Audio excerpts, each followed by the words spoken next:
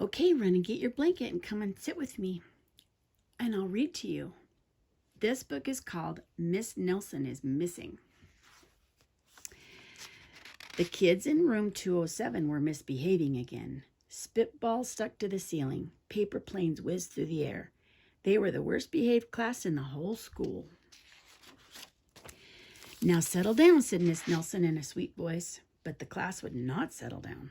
They whispered and giggled. They squirmed and made faces. They were even rude during story hour. And they always refused to do their lessons.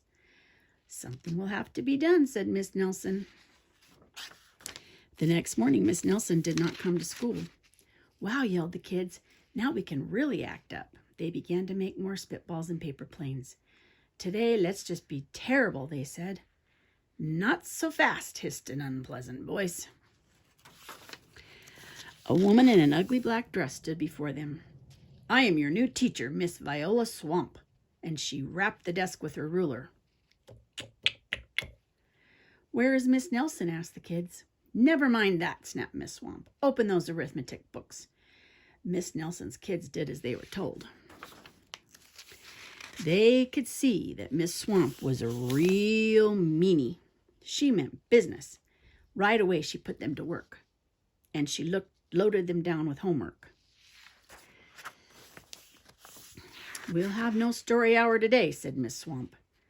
Keep your mouth shut, said Miss Swamp. Sit perfectly still, said Miss Swamp. And if you misbehave, you'll be sorry, said Miss Swamp. The kids in room 207 had never worked so hard. Days went by, and there was no sign of Miss Nelson. The kids missed Miss Nelson. Maybe we should try to find her, they said. Some of them went to the police. Detective McSmog was assigned to the case. He listened to their story. He scratched his chin. He said. I think Miss Nelson is missing.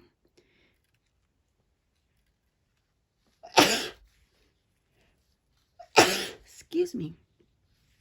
Detective McSmog would not be much help. Other kids went to Miss Nelson's house. The shades were tightly drawn and no one answered the door. In fact, the only person they did see was the mean old Miss Viola Swamp coming up the street. If she sees us, she'll give us more homework. They got away just in time. Maybe something terrible happened to Miss Nelson. Maybe she was gobbled up by a shark, said one of the kids. But that didn't seem likely.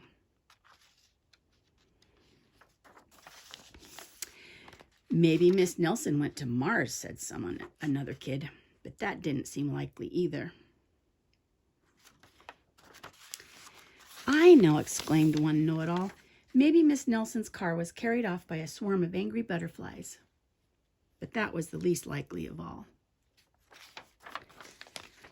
The kids in room 207 became very discouraged. It seemed like Miss Nelson was never coming back, and they would have to be stuck with Miss Viola Swamp forever. Then they heard footsteps in the hall. Here comes the meanie, they whispered. Hello, children, someone said in a very sweet voice. It was Miss Nelson. Did you miss me? She asked. We certainly did, cried all the kids. Where were you? That's my little secret, said Miss Nelson. How about a story hour? Oh, yes, cried the kids. Miss Nelson noticed that during story hour, nobody was rude or silly. What brought about this lovely change? She asked.